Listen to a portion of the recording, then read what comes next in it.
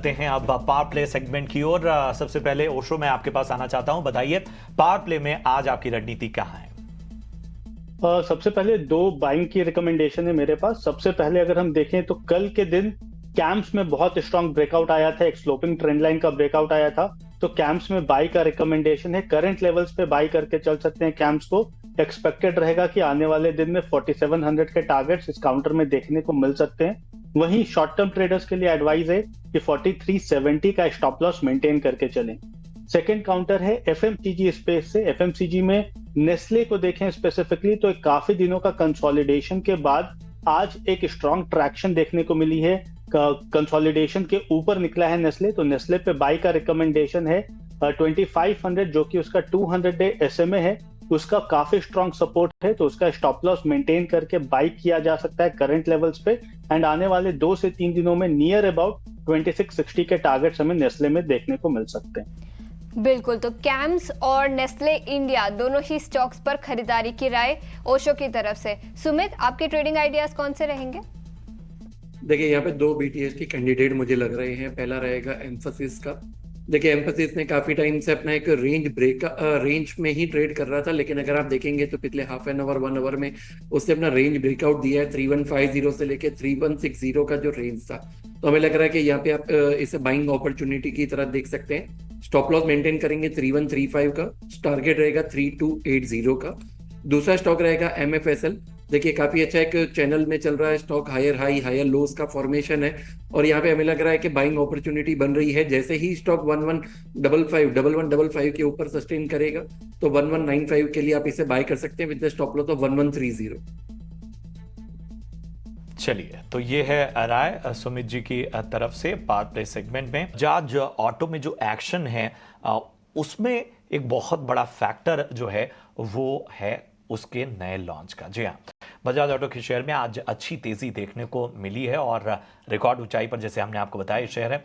दरअसल बजाज ने Triumph speed T4 bike Bharat में लॉन्च कर दी है, जिसकी वजह से एक एक्शन हमें देखने को मिल रहा है। अब शेयर स्टॉक्स की तो बात कर ली, स्टॉक्स की चाल देख ली, अब जरा समझते हैं कि ये जो बाइक है ये कितनी दमदार है, इसकी चाल में कितना दम है। सुमित चतुर्वेदी इसकी पूरी खासियत बताएं। ट्रायम्फ ने आज अपनी 2 नई बाइक लॉन्च की हैं। बजाज ऑटो और ट्रायम्फ के बीच जो करार हुआ था उसके बीच ये 2 नई बाइक आई हैं। एक है T4 और एक है MY बाइक जो है 400 सीसी की। ये दोनों बाइक्स लॉन्च की गई हैं आज दिल्ली में। अब खास बात यह है कि ये एक नया अवतार है ट्रायम्फ बाइक्स का, क्योंकि काफी समय से जब ये ट्रायम्फ बाइक लॉन्च हुई थी कुछ थकावट से आ रही थी ग्राहकों के बीच में, इसलिए नई बाइक लॉन्च हुई है।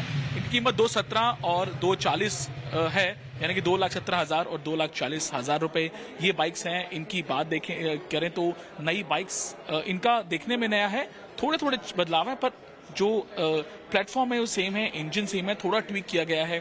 कुल मिला के बात करें तो ये बाइक तब आई थी पिछले साल जब भारत की बजाज ऑटो और ट्रायम्फ के बीच करार हुआ था और इन्होंने ये बाइक लॉन्च की थी। लिक्विड कूल बाइक है ये, इनका और आगे जो सेल्स है वो होने वाली है, इसी महीने लॉन्च हो चुका है आज, और ये अभी कंपीट करेंगी रॉयल एनफील्ड की बाइक से, हीरो हार्ली की बाइक से। इन सब के चलते ये बाइक्स और भी ज्यादा कंपटीशन में कह सकते हैं कि कुछ न कुछ आगे दाम बाकी को भी कुछ कम होने के आसार है। ये सबसे सस्ती बाइकें हैं ट्रायम्फ की भारत में, और इसका फायदा ये होता है कि ग्राहकों को क्वालिटी की बाइक्स मिलती हैं एक अच्छे दामों पे। पहले की जो बाइक थी वो सब एंट्री लेवल बाइक थी, 100 150 सीसी की, 110 सीसी की, पर ये जो बाइक्स हैं ये सब की सब नई और बड़ी सीसी की बाइक्स हैं, ये हायर सीसी बाइक्स हैं, और ये दिखाती हैं कि कैसे हायर सीसी बाइक भारत में बनती है। तो विदेशी कंपनियां भारतीय टेक्नोलॉजी से ये बाइक्स बना रही हैं, जैसे टीवीएस और BMW की बाइक बनती है। तो इस सबसे फायदा होता है, दोनों को एक्सपोर्ट भी कर पाती हैं कंपनियां जो विदेशी हैं, और भारतीय कंपनियां इसको अपने यहाँ बेच पाती हैं। सुमित, बहुत बहुत शुक्रिया पूरी डिटेल्स लेकर हमारे साथ जुड़ने के लिए। लेकिन प्रशांत, आप बाइक के फैन हैं? बिल्कुल, और बजाज तो हमारी रगों में है, हमारा बजाज तो बाइक के शौकीन है। हर दौर में हमें अलग अलग तरह के रंग और एक इमोशन जुड़ा होता है। आप? नहीं, बिल्कुल भी नहीं।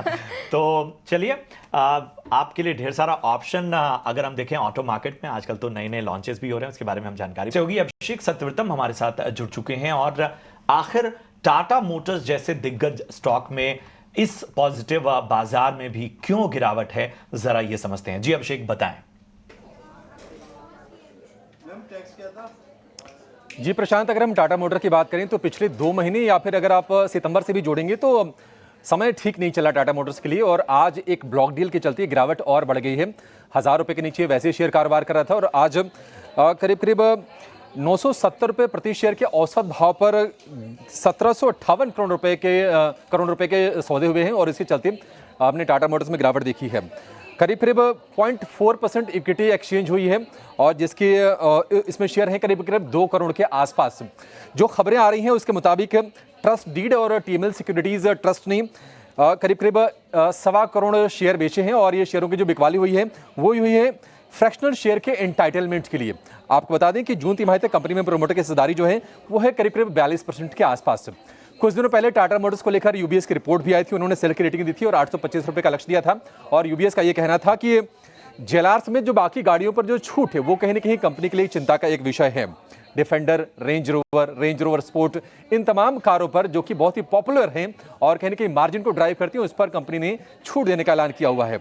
अगर हम शेयर की बात करें तो जुलाई से अब तक शेयर करीब 18% टूट चुका है।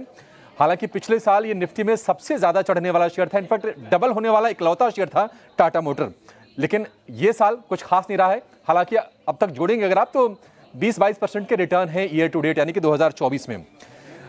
चिंताएं जो ये हैं कि जो ऑर्डर बुक है वो प्री कोरोना लेवल के भी नीचे आ गई हैं, ये एक टेंशन वाली बात जरूर है। ईवीज और लोकप्रिय गाड़ियों पर करीब 2 लाख रुपए तक की छूट कंपनी दे रही है। भारत में पैसेंजर व्हीकल सेगमेंट में मार्जिन गिरने की आशंका है और ये कंपनी को भी सता रही है। डीलर्स की ओर से अगस्त में बिक्री जो है वो करीब 4.5% गिरी है, और इस फाइनेंशियल ईयर में देखेंगे तो अप्रैल से अब तक 3 बार हमने बिक्री में गिरावट देखी है।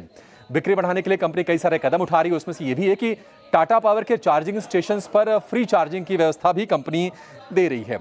तो ये कुछ चिंताएं हैं जिसके चलते हम देख रहे हैं कि टाटा मोटर्स के शेयर पर दबाव है, और ये दबाव आज और गहरा है क्योंकि जो ब्लॉक डील जो हुई है थोड़े से कम प्राइस पर हुई है। 970 रुपये के औसत प्राइस पर आज ब्लॉक डील होती हुई दिखी है। शुक्रिया करेंगे अभिषेक आपका इस अहम जानकारी के लिए। तो तमाम बातें बहुत विस्तार से आपको बताई। और निफ्टी 500 इंडेक्स के टॉप गेनर्स में ब्लू स्मार्ट का नाम शामिल है। स्टॉक में करीब 12.5% की तेजी आज के ट्रेडिंग सेशन में दिखी है। स्टॉक पर नजर डालेंगे ब्लू डार्ट, करीब 11.5% की तेजी। ओशो, इसी स्टॉक पर राय लेना चाहूंगी। इस तेजी के बाद क्या ये मोमेंटम कंटिन्यू होता हुआ नजर आ सकता है? Very good afternoon. जैसा आपने बताया कि ब्लू डार्ट में आज काफी स्ट्रांग मूवमेंट है, अप्रोक्सीमेटली 12% अभी भी ऊपर सस्टेन कर रहा है, एंड वॉल्यूम के साथ आज बाइंग आई है। एंड अगर हम देखें इसका टेक्निकल ग्राफ पे तो नियर अबाउट 9000 के आसपास एक ब्रेकआउट बनाया है काउंटर ने, तो एक्सपेक्टेड रहेगा कि एक फॉलो अप बाइंग देखने को मिल सकती है, बिकॉज पिछले 3 हफ्ते के कंसोलिडेशन के बाद आज बहुत स्ट्रांगली बाइंग ट्रैक्शन देखने को मिला है। तो एक्सपेक्टेड रहेगा कि यहाँ से अपवर्ड ट्रैजेक्टरी इसका काउंटर में कंटिन्यू रहे। हायर लेवल्स पे अगेन जिस हिसाब का मोमेंटम है 9500 से 9600 के टारगेट शॉर्ट टर्म में बिल्कुल देख करके चल सकते हैं, एंड वही 9000 का काफी strong support short term traders के लिए सपोर्ट के तौर पे देखा जा सकता है। बिल्कुल, तो ये राय है ब्लू डार्ट पर। करीब 12% की तेजी इस स्टॉक पर आज के ट्रेडिंग सेशन में दिखी, और निफ्टी 500 इंडेक्स के टॉप गेनर्स में भी ये स्टॉक